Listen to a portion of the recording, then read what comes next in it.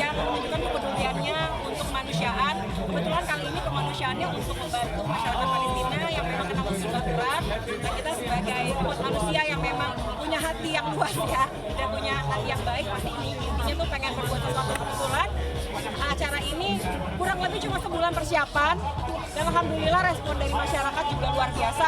Ada 1.300 peserta dan semua uang pendaftaran itu termasuk saya juga bukan gratisan, saya daftar walaupun panitia acara ya, tapi untuk donasi, soalnya 100% untuk donasi. Jadi memang benar-benar ini pure, nggak ada profit, dan alhamdulillah karena niat baik ya, dipermudah, dilancarkan. Hari ini juga kebutuhan semua pelari disuguhkan di sini, foto, ada juga water station, hiburan, public figure, semua ada di sini untuk menyenangkan para peserta. Mudah-mudahan ke depannya Run for Humanity makin solid lagi, makin banyak lagi kita berbuat kebaikan untuk manusia yang lain. Ingin antusias para artis juga hari ini. Ya, betul. Seperti apa juga tanggapannya? Kita memang butuh support dari mereka, karena mereka kan memang sebagai perwakilan ya dari masyarakat gitu, dan kita mewadahi gitu. Memang banyak yang udah pengen bantu tapi nggak tahu harus gimana. Nah kebetulan lewat olahraga itu kan lebih positif ya arahnya. Hari Minggu pagi kita olahraga, sehat badan juga, sehat jiwa juga, kita berbagi sama lewat pendaftaran, dan kita nggak minta donasi satu-satu gitu loh, enggak, karena menurut kita itu kayak agak sedikit memaksa ya. Tapi dengan dia mendaftar, tanpa dia sadari dia menjadi bagian dari yang ikut berdonasi untuk Palestina gitu. Dan itu mendapatkan haknya sebagai peserta, kayak kita kasih dia kaosnya juga 2, kasih kayak goodie bag, kasih refreshment. Jadi itu semua pure dari pendaftaran, dan semuanya itu donasi. Jadi kita emang support semuanya. Oh boleh. Ternyata banget. Masih nggak apa lagi. Tadi 5K atau 5K tadi? Kebetulan 5K aja, karena kan memang kayaknya hari ini pengennya senang-senang aja ya, support sama teman-teman. Jadi kayaknya kalau 10K kejauhan, kemarin juga udah lari. Dan Bintaro ini, wilayah ini memang khusus buat pelari dan pesepeda, jadi kayaknya udah rutin gitu. Jadi udah cukup tahu wilayahnya, jadi kayak 5K aja deh biar seru gitu. Pan, tadi kayaknya cepet banget sampai 21 menit doang. Ketari sama atlet nasional ya. Kebetulan ada Mas Agus Prayogo, temen juga, dan kebetulan beliau juga atlet nasional. Dia bilang, aku nggak ada target, aku tarikin aja ya, aku peserin. Ternyata pesernya jadi malah personal best. Tapi kayak apa, seru banget. Jadi hari ini berkesan lah, paling nggak Run for Humanity pertama sukses, berjalan lancar. Mudah-mudahan donasinya juga sampai ke tempat yang tepat ya, nggak nyasar atau gimana. Dan mudah-mudahan ini tuh bisa berlanjut terus, karena kan kemanusiaan nggak cuma Palestina ya, masih banyak yang perlu kita bantu gitu. Biasanya kamu kalau ikutan event lari kayak gini yang paling jauh berapa meter? 42 karena untuk full marathon. Kebetulan ya kalau saya pribadi kan karena saya hobi ya, pastinya kalau 5K, 10K itu kan udah bagian dari latihan hari-hari ya sebenarnya. Cuman kan beda speed. Kalau lagi race gini kan pasti yang push lah. Kalau hari-hari mah santai, isiran.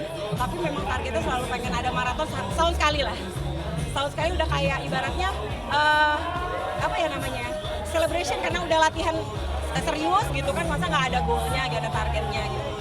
Berarti biasanya untuk pelari sendiri yang dibawa ketika lari apa aja sih? Ya pasti kacamata, karena kita kan lari kan di suasana yang tropis ya, Jakarta atau mungkin kita ke Bali, kita lomba-lomba biasanya suka, ya Indonesia lah, nggak ada yang nggak panas gitu ya, kayak kacamata tuh wajib ini, kacamata khusus lari ya.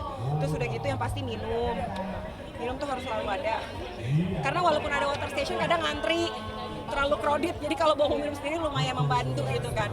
Terus yang pasti bel buat lari, karena ini bisa buat taruh kalau misalnya kita lari jarak jauh udah di atas 10 kilo ke atas tuh butuh energi gel gitu kan, butuh buat tambahan nutrition gitu kan. Terus udah sih itu aja sih, kan kalau peserta pasti selalu dapat gitu, ini wajib dipakai dan harus kelihatan, karena kan untuk bukti foto gitu kan, kayak misalnya larinya ini lari sesuai dengan rute gitu. Kayak itu sih, itu aja. Biasanya kan suka ada yang sambil bawa snack. Ya itu dia, kalau 5 kilo nggak perlu karena udah nggak keburu. Udah nggak keburu makan. Cuman kalau di atas 10 emang harus ada nutrition, tambah energi gel, ada yang suka coklat, atau sebenarnya sih yang gampang ditelan sih, karena kan takutnya kesedek ya. Kalau kayak gel itu kan cair, jadi kan gampang ditelan. Berarti ada tips nggak untuk kakak yang mau lari panjang, apalagi waktu itu kakak juga Yang pasti latihan, nggak ada lari ujung-ujungnya harus langsung ya, jadi pasti bertahap. Proses tiap orang beda-beda, tapi minimal biasanya untuk umum ya, untuk persiapan full marathon itu minimal 4 bulan. Untuk umum, yang masih nol juga bisa. Cuma memang kalau untuk mengejar target yang lebih ambisius, ibaratnya pengen ngekat waktu lebih bagus, pastinya waktunya bisa 6 bulan gitu. Karena kan badan kan nggak bisa ujuk-ujuk langsung lari, kayak kita aja tadi mau lari 5 kilo ada pemanasan kan. Begitupun dengan persiapan untuk full marathon, jadi memang butuh proses yang cukup panjang untuk bisa finish strong gitu. Finishnya maksudnya finish bukan masuk medik, bukan finish pingsan gitu, finishnya happy dan bisa jalan-jalan gitu. Ada makanan mungkin yang mungkin kan pernah ngalamin kejadian kayak gitu nggak sih? Pastinya namanya pelari tuh nggak mungkin selalu larinya lurus-lurus aja dan nyaman-nyaman aja. Ada yang namanya dehidrasi, mungkin lagi kekurangan cairan, kitanya mungkin sebelumnya sehari sebelum atau seminggu belakangan sibuk, kurang istirahat, kurang makanan yang bergizi, kurang minum cairan yang bagus, jadi pas hari H dehidrasi, gampang kram. Nah itu kramnya bisa sampai ngunci, pernah ngerasa kan kayak ngunci yang nggak bisa gerak gitu loh, itu pernah. Tapi kebetulan selalu ngunci pas finish sih, tapi pas finish udah nggak bisa gerak gitu, sampai harus digotong itu pernah, karena dehidrasi. Terus habis itu, ya yang pasti sih lebih ke dehidrasi sih. Kalau dehidrasi itu kan bisa, faktornya bisa luas ya, bisa sampai heat stroke, sampai harus dirawat di rumah sakit, ada juga, makanya jangan sampai. Makanya kita kan selalu lari tuh ada water station buat isi. Makanya kalau memang nggak biasa berhenti, memang harus bawa botol. Hal yang pernah kakak alami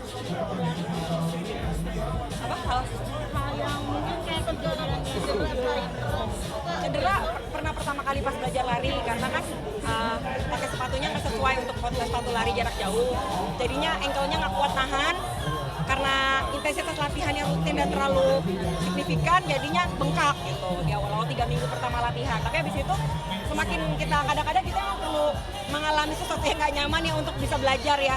Dari situ jadi banyak hal. Kita memang kalau mau lari itu nggak ujuk-ujuk ikut-ikutan komunitas langsung gitu kan. Baca-baca dulu. Kadang-kadang kan kemampuan kita nggak sama teman-teman yang lain. Ya misalnya kita harus pelajarin ya basic-basic, sepatu buat lari apa, baju khusus untuk lari apa, hijab buat lari buat yang berhijab. Kadang-kadang kan kalau yang pelari pertama tuh langsung apa hijab yang biasa buat hari-hari. Itu kan nggak nyaman bahannya, jadi melengap gitu, malah kayak orang sesek gitu kan. Kadang ada khusus buat olahraga, sekarang udah banyak. Jadi hal-hal kayak gitu tuh yang basic-basic tuh harus dibaca, dipelajarin, biar nanti pas larinya nyaman dan nggak perlu panasan sama temennya. Kalau temennya lebih kenceng ya nggak apa-apa, dia kan pasti sudah cukup lama. Kita ya dengan pace kita sendiri ngalahin diri kita sendiri. untuk makanan sendiri atau nutrisi ada nggak sih yang butuh dari Yang pasti pelari itu harus banyak karbohidrat, tapi karbohidratnya disesuaikan. Misalnya untuk 5 kilo ya karbohidratnya nggak harus sebanyak kayak kita mau half marathon atau full marathon. Cukup ya misalnya sarapannya sedikit, misalnya 2 jam sebelum race ada pisang, masuk roti sedikit, nggak harus nasi tumpeng ya gitu. Nah jadi kan orang nge-gym biasanya menghindari nasi ya untuk bikin otot. Nah kalau pelari itu untuk butuh tenaganya dari gula. Nah gula itu dihasilkan dari karbohidrat, kentang, pisang, roti, nasi, sukanya misalnya mie apa boleh kalau misalnya sebelum race gitu.